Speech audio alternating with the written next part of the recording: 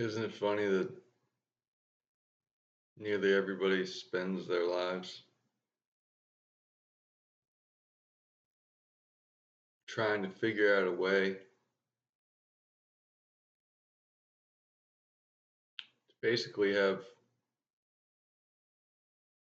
some form of freedom, but they do it within a machine like perspective that has been offered or programmed to them. And when an enlightened value is given to them,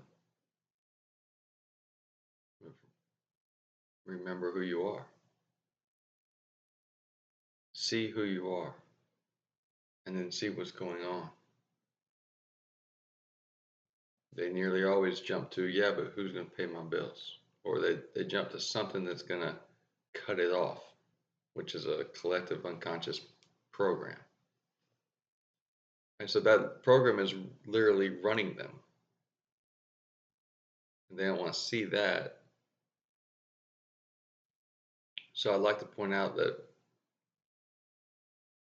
most everybody is looking at life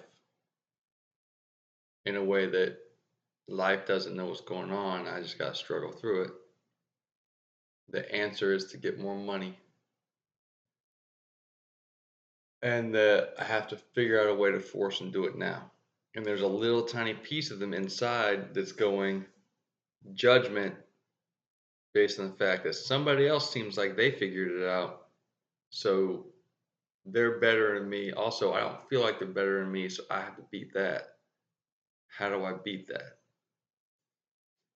And it's super subtle. Everything's subtle. And everything's counterintuitive.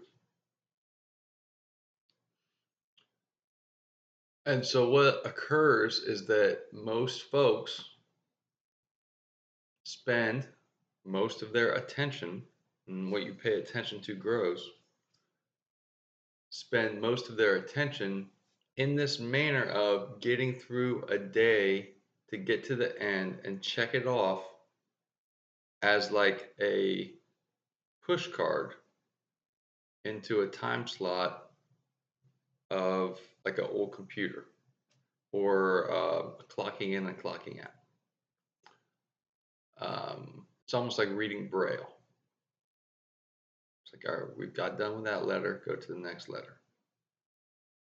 And they just keep doing it over and over and over again. And the underlying theme there is that, well, if it really, really comes down to it, pressed against the wall, because you can talk about, money is defined as a weight of gold or silver, and legal tender definition, and what is actually happening with currency and whatever. I'm not talking about gold and oil back in currency. I'm talking about literally the function of what actually is finance.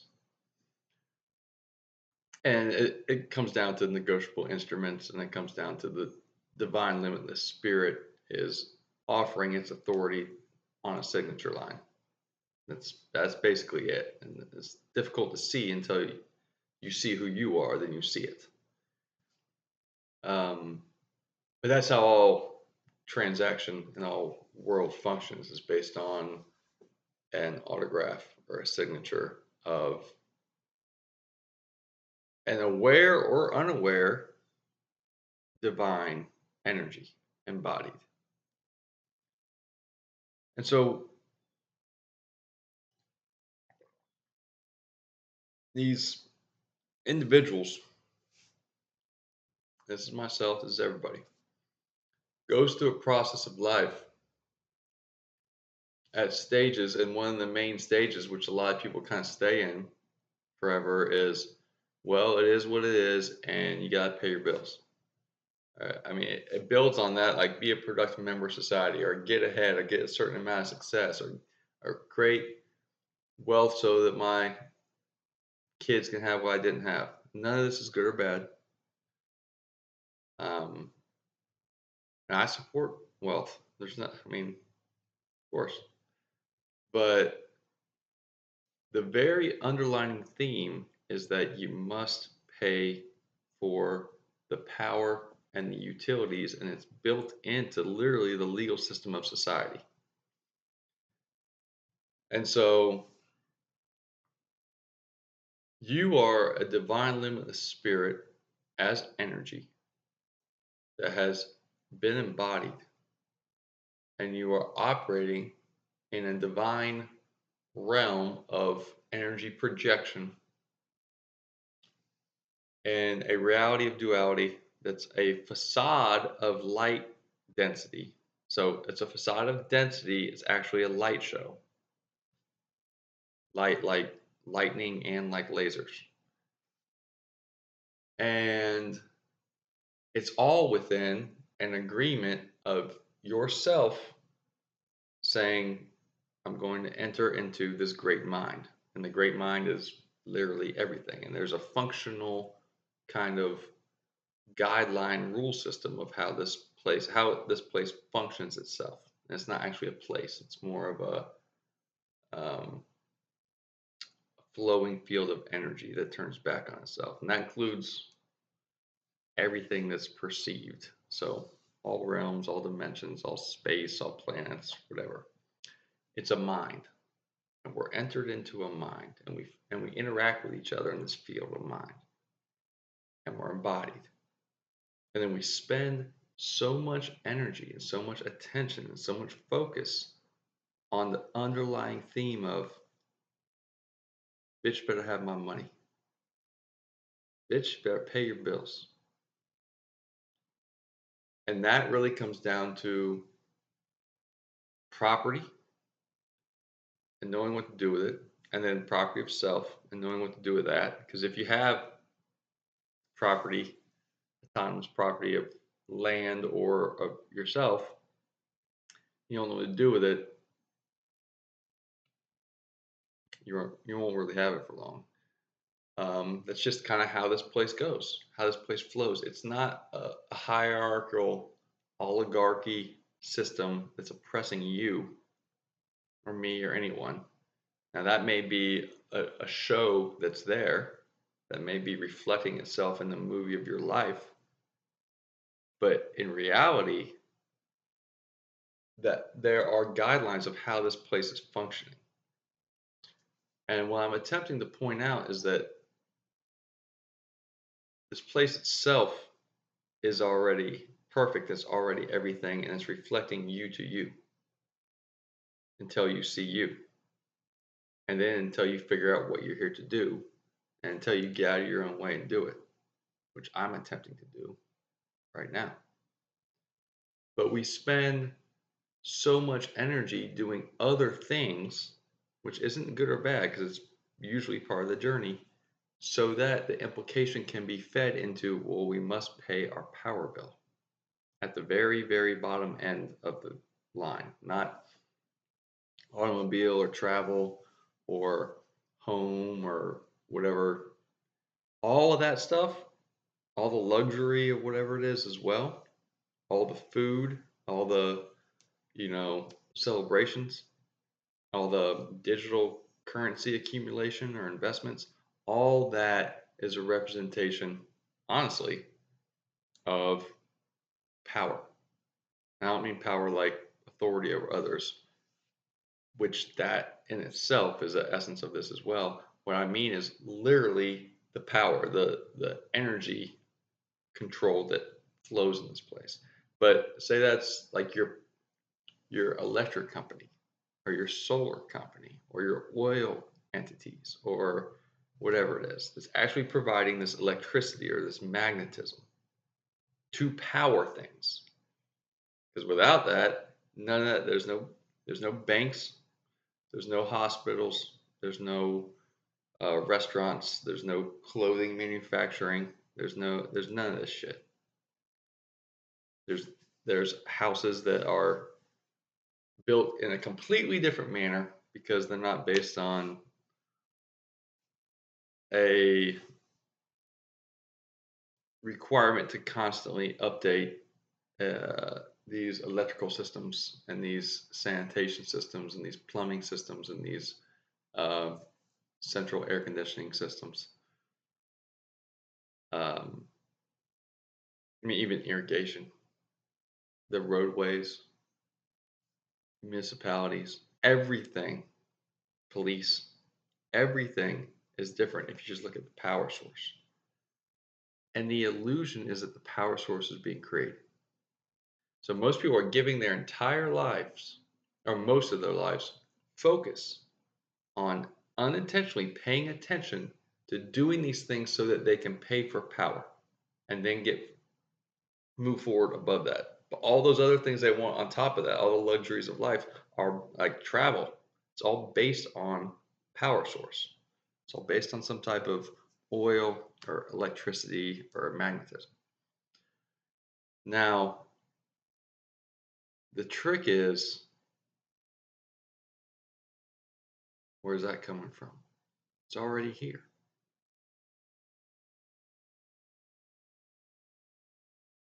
You're already divine limitless spirit energy. You're already embodied with this gift. You're already provided with purpose. You're already provided with the opportunity to perceive what's going on in this magical realm, seeing the reflection, taking ownership of yourself, and beginning to build yourself toward what it is you're meant to be. So you can do what you're meant to do, to serve the singular one love and your greatest self. And yet, most of us spend our energy going, yeah, but I really, really got to pay for this power. But the power is already here. It's coming from the sun and the water and the sand and the oil. Lightning is literally shooting out of the sky all the time. Wind generators. There's literally tornadoes spinning all the time. And all of this is, in my opinion, in and of the functional greater mind of the greater being or greater energy. It's a mind frame, not a computer, not a simulation. It's a functional movement of mind. It's a mind, all of it. And everything is already here, everywhere, in every way. And yet almost everybody's giving their energy and their attention to pay for an allowance of power that's metered and bottled and sold when it's coming from the same place as your body's coming from and it's already here.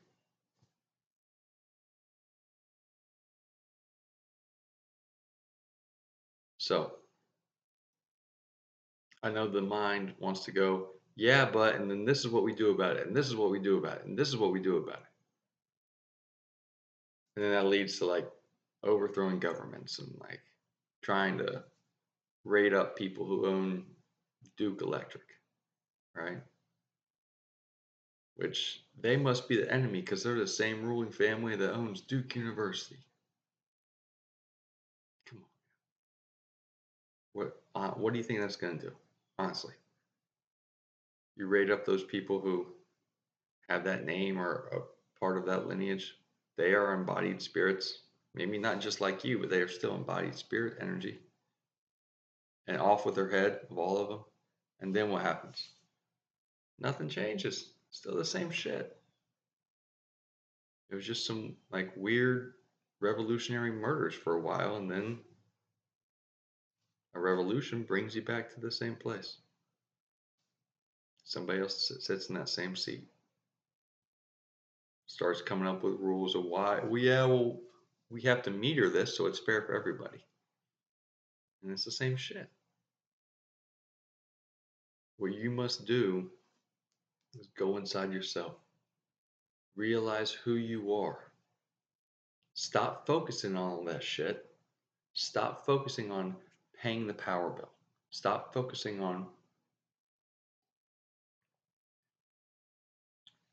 the feeling of trappedness, the feeling of there's a mechanism of life that you must fit yourself into like a machine protocol so that you can then get to a place of enlightened humanity or enlightened spirit. You're not going to find it in the machine protocol.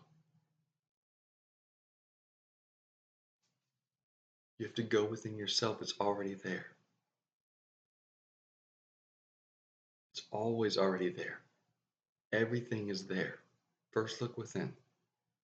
If you can train yourself to, before anything happens, always first look within yourself. Look in your heart, not your mind, not your brain. Your brain is a projector and a receiver, and it's perfect and it's beautiful. And it's also a functional uh, organ within the organism of embodiment. But it's not you. Your mind is not you. Your mind is the tethering to consciousness, operating in a mechanism that allows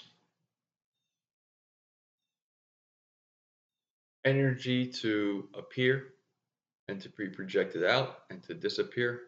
It's basically a director of how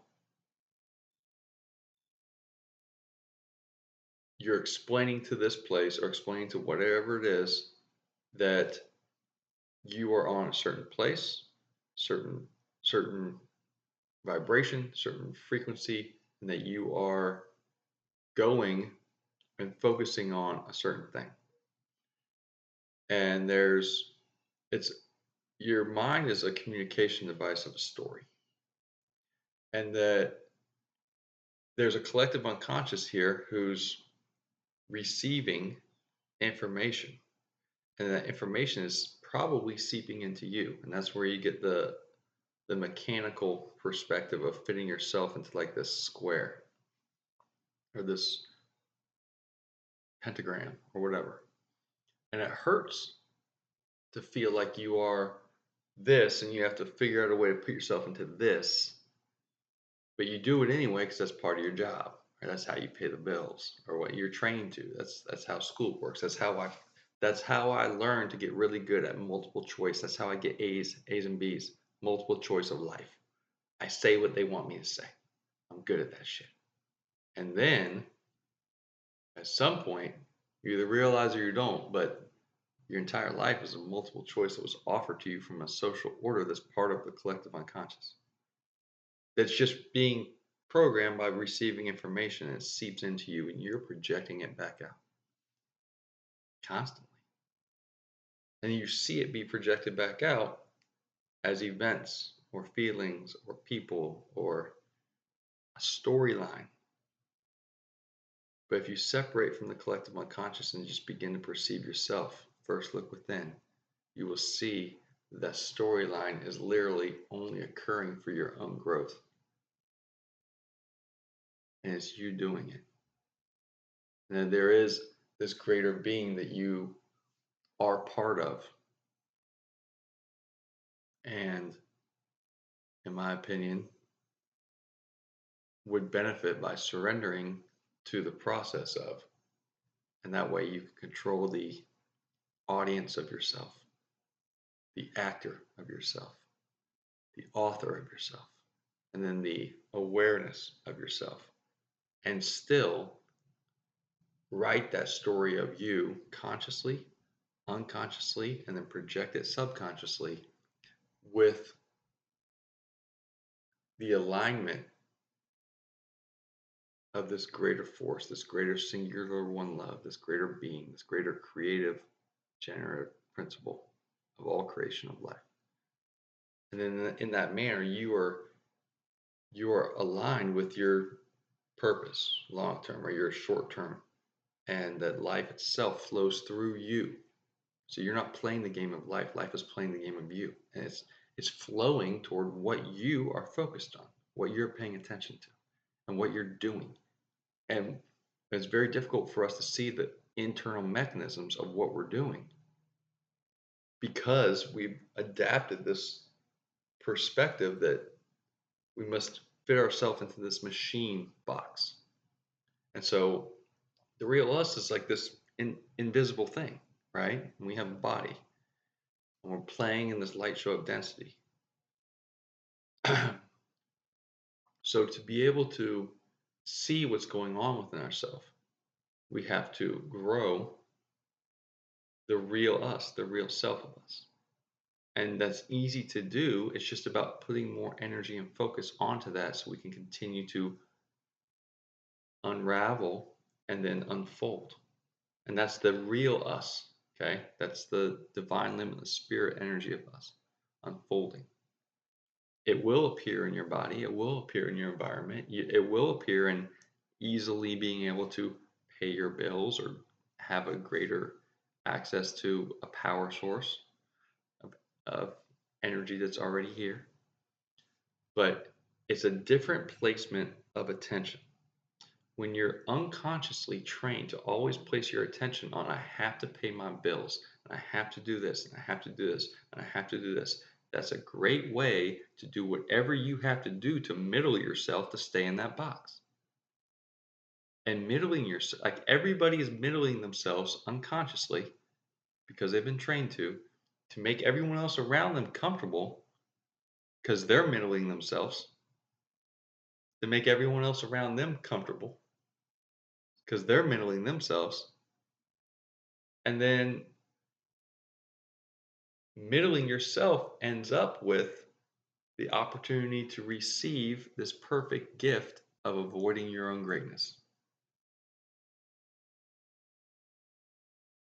But if you train yourself to sit first within yourself, even if it feels, you first look within, sit with yourself. Eventually, your mind will follow your heart. I think, or I believe it's pretty easy for me to point out how to actually go about putting your heart first and putting your mind on your heart. And I believe I do that pretty well most of the time. Not all the time, but most of the time.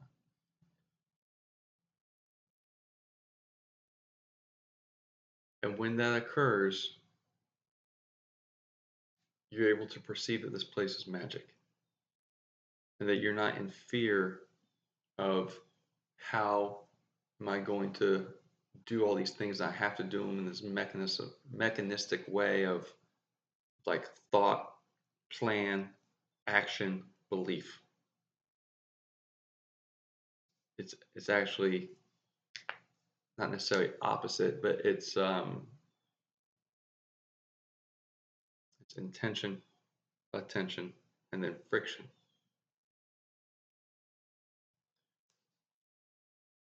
But you expand your belief structure and you forgive over and over and over again. And you get better at just acting on what you know is the intention that's deriving from your heart. And that, supported by the whisper of your intuition, provides you with opportunity to slowly gain control over your mind. The different parts of your mind, but there's a spotlight in your mind, and you must gain control over that. So you're not putting all of your spotlight divine energy attention on information coming in. Instead, you place it on your heart's intention and you act on it. And your belief will just continue to evolve and open. Your belief is whatever you're allowing. You are not, no matter how scary it seems, you are not in a matrix. The matrix is in you. It's in different information fields of filter of which you're allowing yourself based on the requirement that you feel inside, which is primarily fear, which is primarily coming from a collective unconscious program of repetition of fear, which is a safety net that internally there's a fear that is attempting to keep you safe. And that gets to the ego. And there's nothing good or bad about the ego. The ego is literally a, an early feedback mechanism of you and you. And then there's a larger feedback mechanism of this place in you.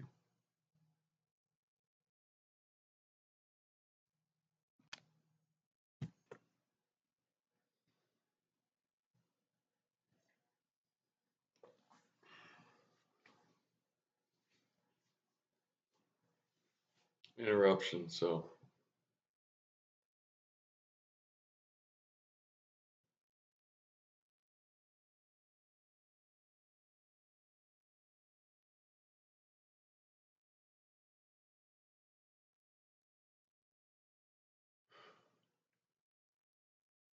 none of this is a good or bad thing. I mean, it's perfect if you look at it from far enough away.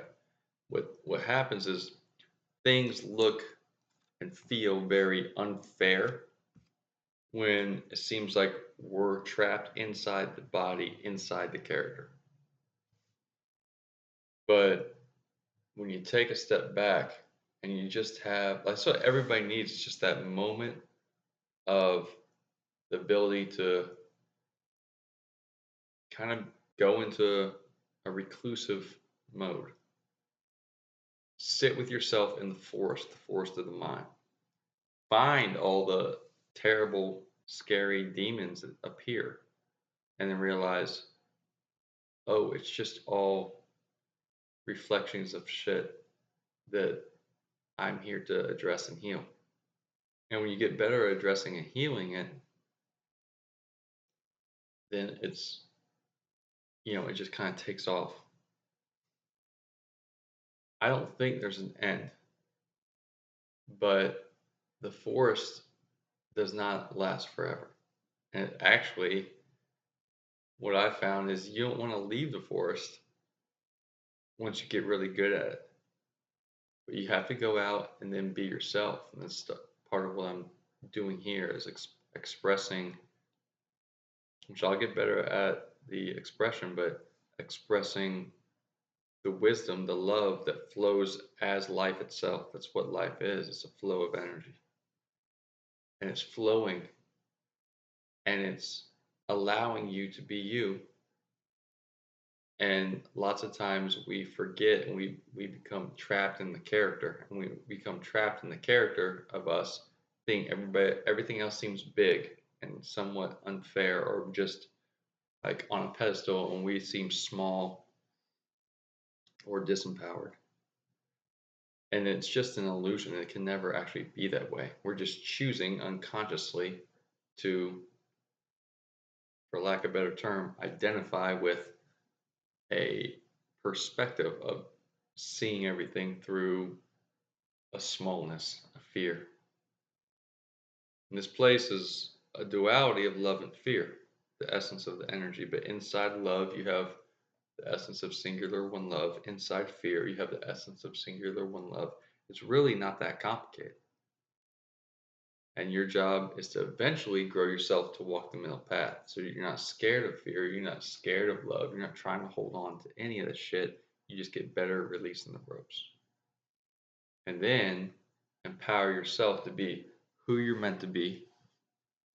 Grow yourself to do what you came here to do. And then show others the way.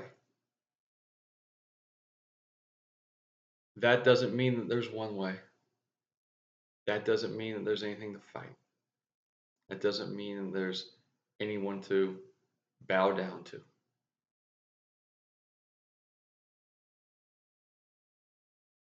It's just a constant process of allowing life to bend and appear like it breaks and then fold back into itself. And working with yourself so that you become aware while also honoring the audience and the actor and the author of yourself as the character. Life is flow. This place is magic reflecting. Creation operates through a three-step process of the creative general principle, from what I perceive, was clear to me. That's the open feminine void, the acceptance, the safety. That's the spark, divine male energy, the insertion, the intention. They come together, and that creates friction, that releases light. And in this place, that light is proliferated into a myriad of densities. And those densities, as they are still light, flow and refract. It's refractory and reflect to everyone in every way what's going on everywhere. This place is literally a story. You are part of the story, and you are also a author of your story if you choose. But you can't be the author as the character in the audience. You have to grow yourself. And eventually, you realize there's a purpose to you. You realize that it's foolish for you to attempt to write a story of yourself that's not in alignment with the greater purpose of life, of the greater creation. And that being scared of bad guys is,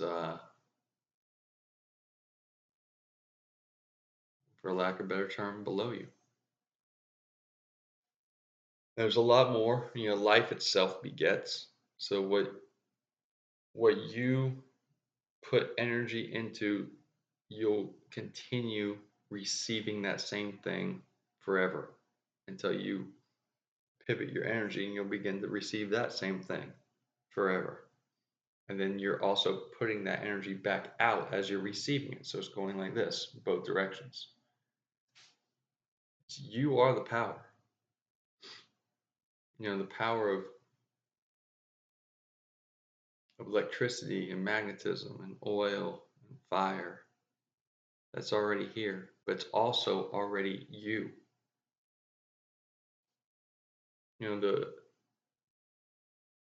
If you have 1,000 bodies or 12 or 4, there is certainly a dynamo effect, a spinning, a toroidal energy of your inner vibration of your bodies. And it's called life force or G or whatever, prana, but you have all energy in you already and always. But we're trained to put ourselves in the perspective of a little block. And then we have to fit into certain things in multiple choice and do as we're told, or we're not good enough.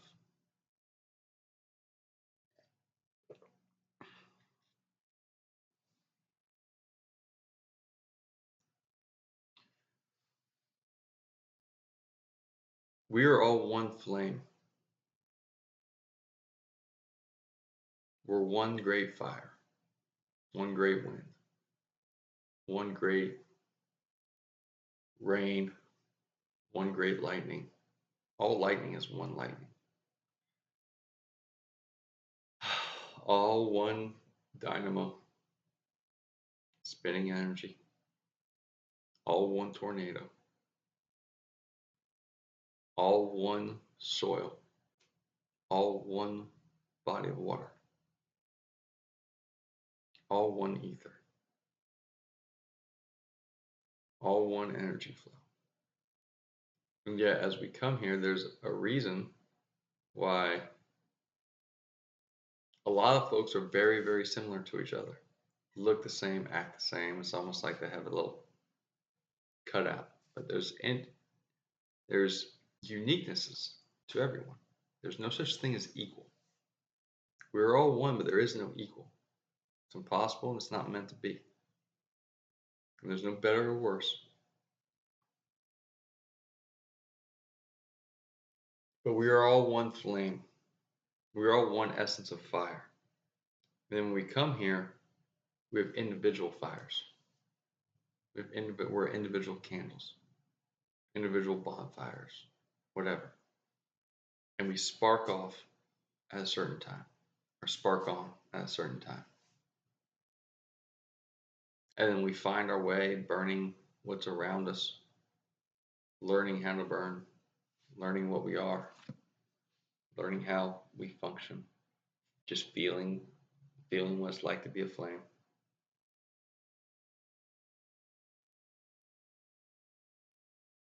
We burn hotter, we get close to burning out, and we find the safety of the bowl that we are, remembering who we are, and we burn there.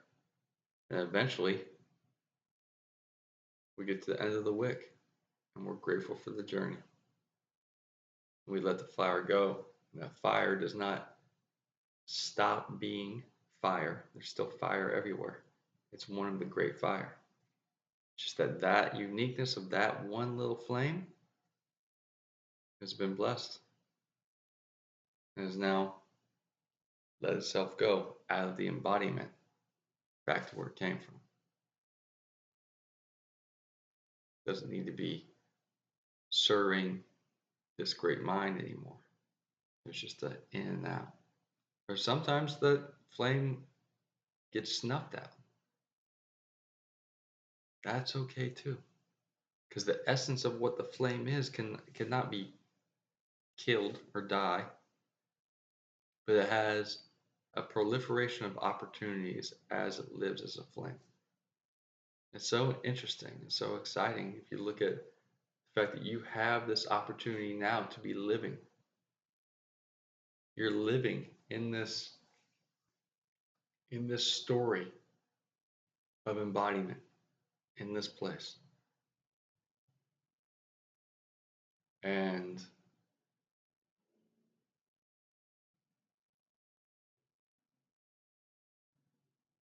how much of your story is based on your striving for success that serves basically a social order?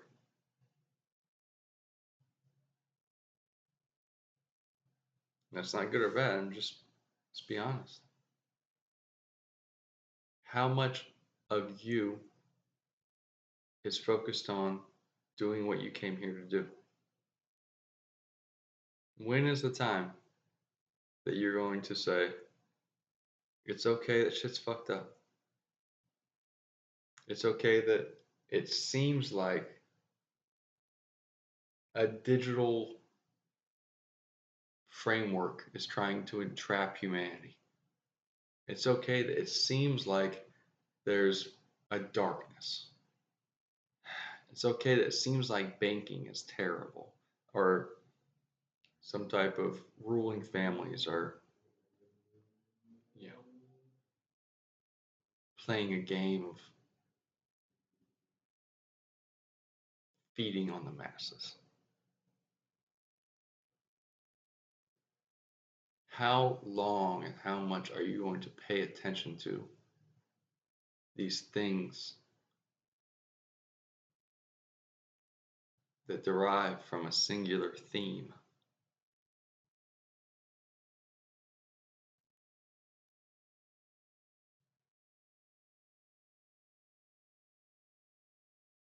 Theme is whispering to you. It's just a bunch of stuff you can look at until you realize I'm here to do what I came to do. Are you courageous enough? Have you matured enough as a little girl, as a 7-year-old, or as a Uh, 49-year-old uh, just had your first grandbaby yesterday. Have you matured enough to dedicate yourself to actually stop serving all distractions, allowing all resistance to pass through you and not fighting it, acknowledging the devil because it lives in you and it's here to give you balance? It's not a big deal. And truly, truly being the real you and then living as the real you. I know there's something, I don't care whoever sees this, if nobody does, there's something, if somebody sees this, at least one individual will be like, damn, yeah, I want to do that. But it seems like I'm so used to giving all my energy in every way to doing everything but that. I've lived my entire life with only little glimpses of truly being myself. But how am I going to do what I came here to do if I don't eventually become myself? And how far away is this long process of me becoming myself? See, it's not going to be found in this cubic structure of social order and a machine mechanism. It's the courage of you to say, I'm already it, and then to learn to first look within and be the real you now. Now.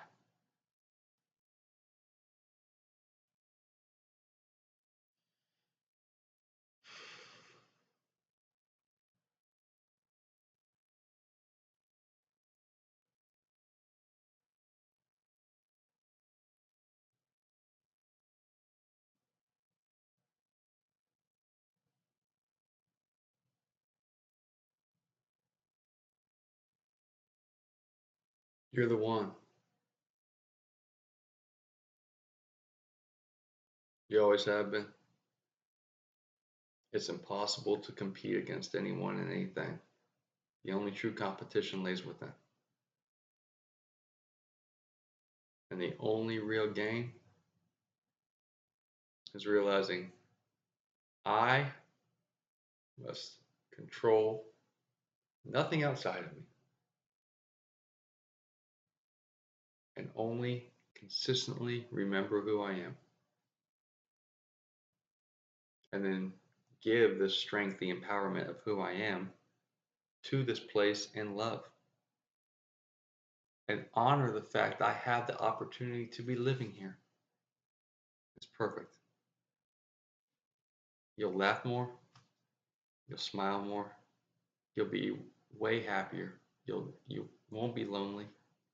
You'll be able to control yourself of what you eat or get better sleep. You'll be there for others in a better way. You won't take in content that is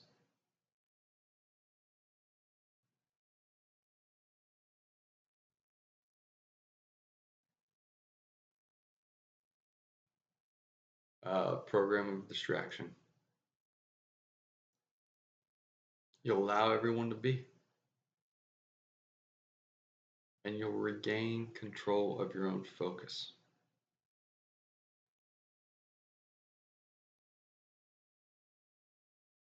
If that isn't a step toward your purpose,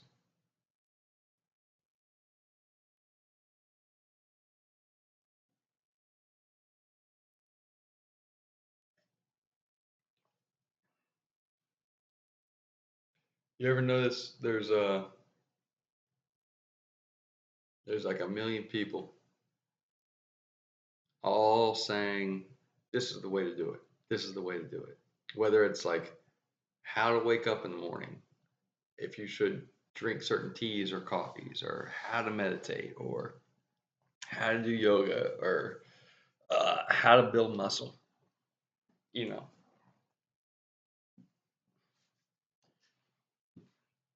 it's pretty simple.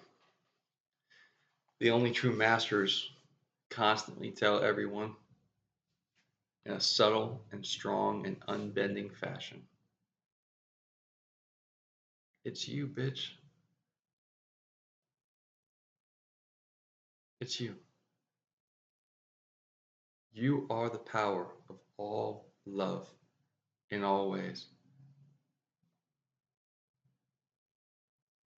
You.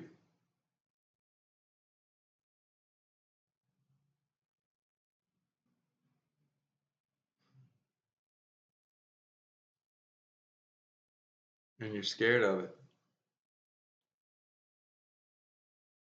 Because what if you really did live as love? What if you really did live as that love, that power of divinity, that power of what most call God? Doesn't mean that you're superseding any God or the creation.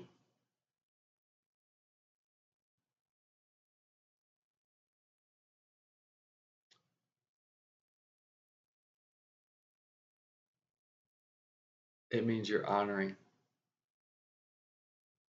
what the potential is for you when you came here. And I think there's something in everybody that has this tiny whisper right before your flame gets lighted, right before that flint gets sparked, right before uh, that light is released from the egg and the sperm coming together, right before that creative generative principle of the acceptance and the intention and the attention and the friction of life creates a new flower. Right before that little tiny moment when there's a seed and there's soil and there's water and it's just a seed, and then all of a sudden, something before anything comes out, before anything moves, there's just a we're turning on. Right before you turned on to be embodied, there's something whispered in you that you can probably still access, and it says, don't forget, you are the great love. You are you. Don't forget who you are. Good luck. And eventually we become accustomed to fitting in with our friends and our family. Everyone seems to be in this fear state alone, so they lean on everybody else around them. By leaning on everyone else around them, they take in programs. By doing that, they become more and more of the body, more and more of the density, less and less of who they were, not good or bad. And so the collective unconscious itself, being programmed with information, becomes more and more of the daddy, of the controller, of the program that everybody attaches to for some form of safety. It's a more stagnant frequency. It's not good or bad. It's okay. But who you are is not found there, because who you are was already you before you came here.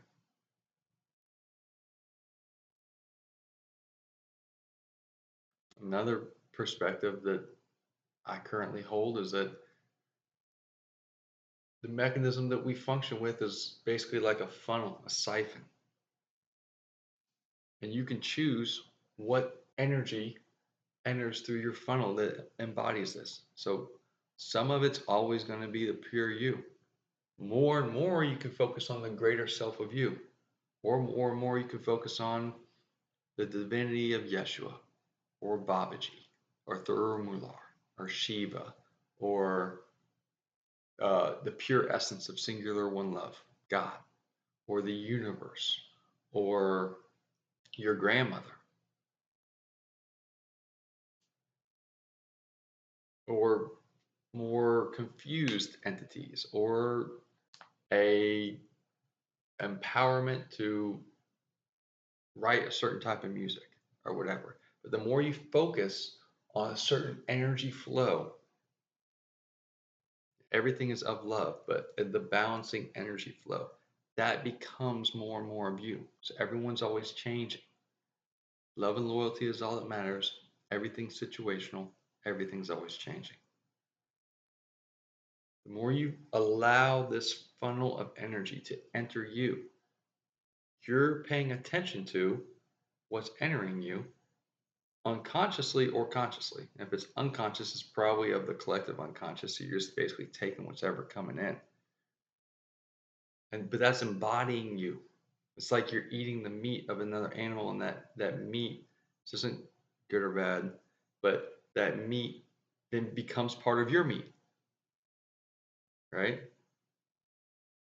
And if you give it like a detox or like a year, then and you don't eat any more of that singular animal, then that meat probably isn't as much part of you anymore. So it can never not be you, but you're adding things in, right? If you just eat a ton of moringa and avocado, more and more of that will be in you, will be of you. You will take the form of more of that. If you focus more on Shiva or Shakti, or you focus more on Jesus, Yeshua, or you focus more on Mother Mary or Muhammad, Allah, whatever you're focusing on, you're going to have more of that in your spiritual energy because you can hold a certain amount until you continue to expand your belief structure and forgive and grow yourself, and you hold more and more. But what you focus on, you get more of in this place. And what you fear, you feed. But what you're unconsciously focusing on, what energies, what you're praying to, or what you're meditating to, or what you're connecting to, what mantra you're doing, and just your feelings, your essence. What you're focusing on will be more in you, of you, truly, as the character of you here, which is amazing. But also, it's a pretty good feedback. Because if you feel like, people who are like, there's this demonic presence or some terrible thing that I've gone through, and it's like, I can't stop. Ah, it's rhythmic. Life is rhythmic. Okay.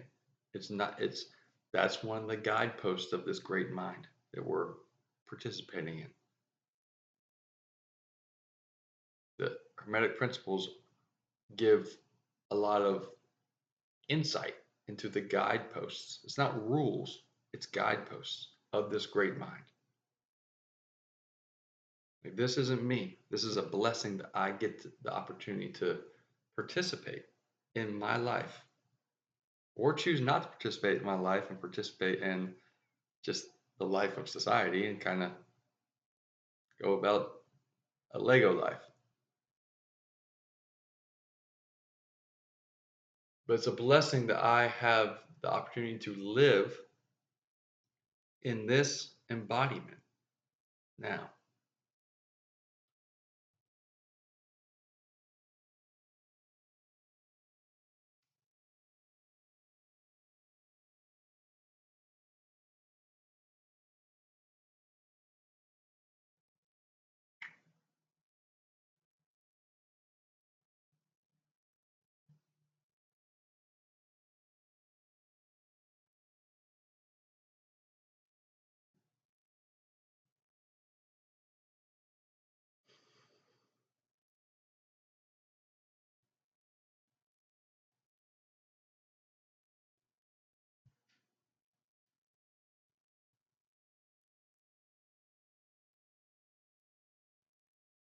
It's impossible for you not to be perfect.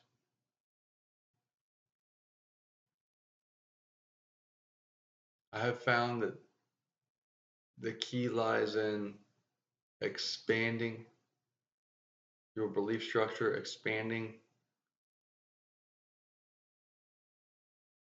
everything that seems so fixed, so true, so known, everything that's like hammered into this is the way it is. Maybe none of that's accurate. having the courage to expand that. And then if you find like, if you find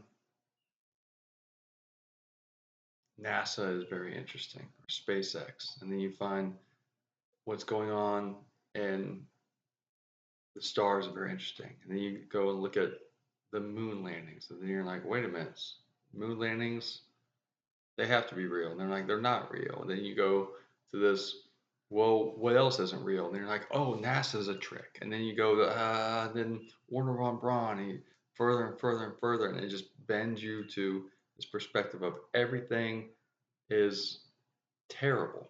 And it's like, well, is the Earth flat? That's not me. That's just like a perspective that can probably easily be ascertained by a million people.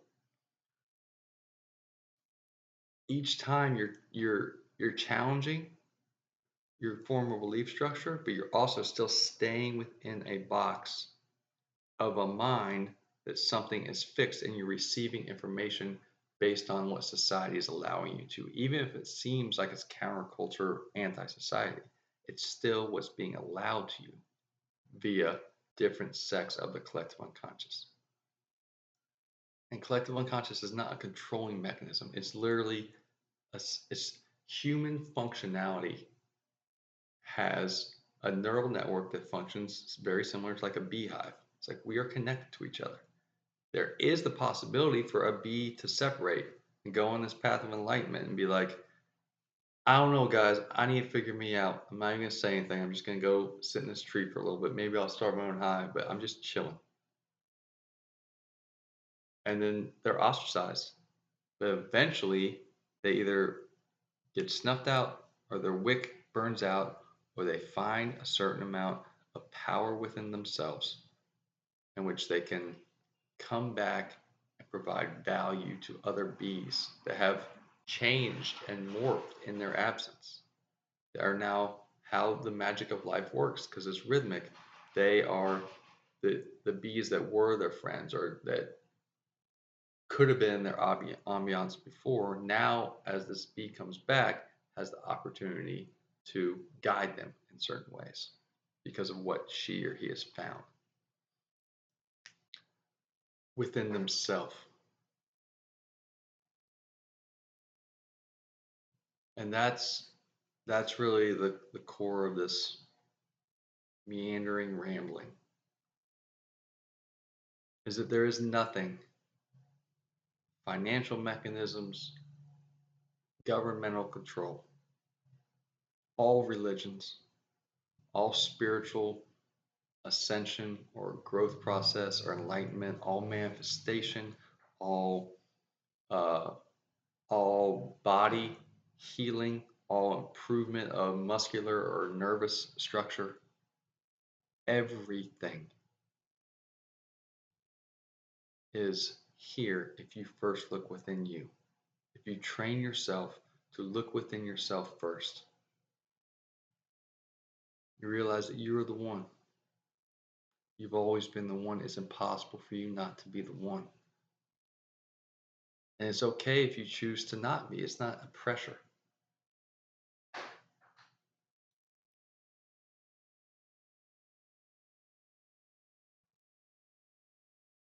But it seems like to many people that this place is like a pull away from them and there's a trap and it's like a tough life.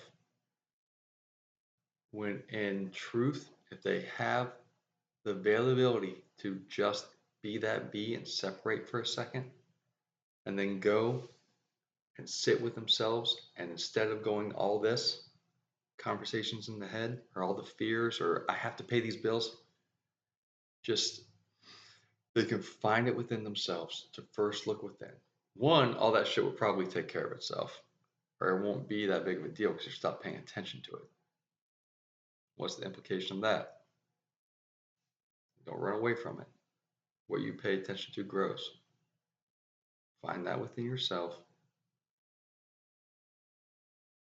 and then see if that's true, and then what's the implication of that in this life? How does this joint really work? But if those individuals that are stressed can find it within themselves to be that bee and go sit with no plan, and just first look within, and then keep letting go, keep forgiving everything, keep forgiving everyone, keep forgiving themselves completely. And just do it over and over again. And just be here. First look within. It's not a pacifist like I'm not a Buddhist, I'm not any ism. I'm telling you, if you do that, if they do that, if I do that, there is a recognition of self that realizes all the traps, all the stories, all the fears of this place are literally already one theme that is programmed in this great mind that we're participating in. And that theme is going, psst, here's a billion different things to look at. And they're all telling you to look back inside yourself. Everything is telling you one story of going, yeah, but look at you. And that's not that you look at like a past relationship or a business loss or something, you say, oh, it's all my fault, not guilt. It's a nuance of learning about the functionality of water through watching one drip at a time. And more awareness opens up because you stop paying attention to the distractions of the things and you start to comprehend the nuance and the wisdom of the love that is laying within the theme. And the theme is here to get you to start looking within yourself so you remember who you are. And then if you remember who you are, you'll forget a bunch because you're programmed and used to participating in everyone else's life and serving the collective unconscious and participating in society and going about the motions and being a machine. And that's okay. But forgive yourself, forgive everything, not like a, I have to, but just a,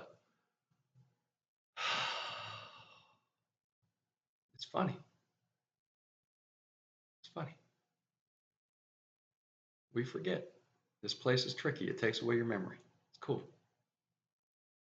You forget and then you come back and you allow yourself to grow a little bit. And then when you do remember, you're like, I don't know if I'm really am. I remember I used to think that I'm the one, or man, I'm divine limitless spirit energy. Forgot that. Oh, I wasn't thinking that when I was drunk last Tuesday. I was just singing songs with my friends. But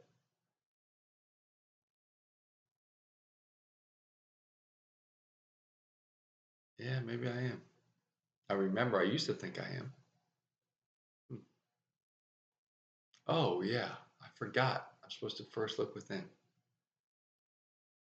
Okay, well, let's try that.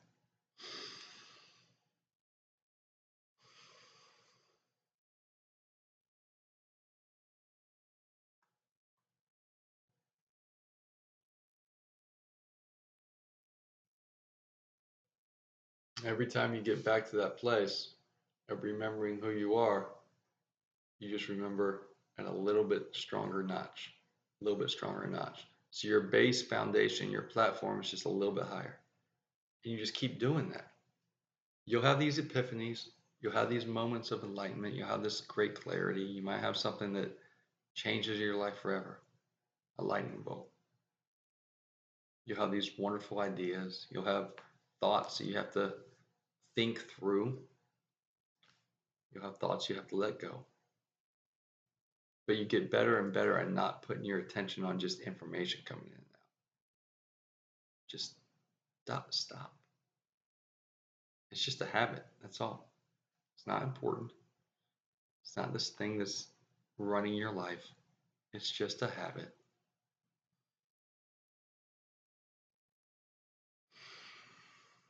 First, look within. The more you do it, the more your base functional standard for your unconscious perspective of your own self will continue to, we'll say, raise. And then from there, there's less pressure on the inner you. So you begin to unfold a bit. And like the Vedic lily flower, it just keeps unfolding. It just keeps unfolding. It just keeps unfolding. And eventually, you are literally floating on the power of your own unraveling, of your own unfolding. But don't try to jump there. Because the beauty, the fun part is in the process of like picking apart the knot in the fishing line. Because it seems like you're never ever going to get it out. It seems like you want to take the whole fishing pole and break it over your knee and throw it away. But how wonderful will it feel when you get the knot out? And then when you have that knot out, then you're just now back at square one, and now you can learn to fly fish, to cast. And that's a art of many lifetimes. That's a martial art. So allow yourself to continue to remember to first look within and realize that there is a magic to this place. And that it's all being empowered by the divinity, the power of you. And that you hold more actual power in your bodies that this place actually has. And that this place is functioning off the power of you. And so if you're living your life in a fear mechanism from society or collective unconscious that you must do something to pay your bills so that you can have the power to live, literally the energy, you as divine limitless spirit energy embodied already have more power than that. And you're like, I don't know how to tap into it. The answer is within you. The answer to everything is within you. Always. Truly. In all ways. And it seems like it's bullshit. But the magic of all life and psilocybin, the magic mushrooms, grow out of bullshit.